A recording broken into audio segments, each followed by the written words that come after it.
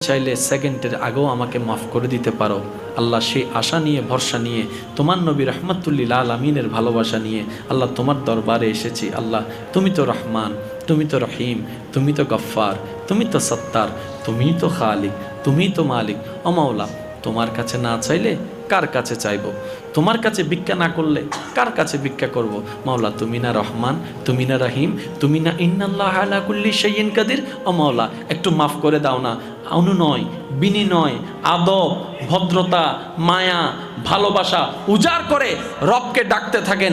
যেদিন আপনার ডাকটা প্রেমের ডাকটা রবের কাছে পছন্দ হয়ে যাবে, রব বলবে ইন্নাল্লাহ ইয়াগফিরুয যুনুবা জামিয়া, বান্দা তোর সারা জীবনের গুনাহকে আমি মাফ করে দিয়েছি।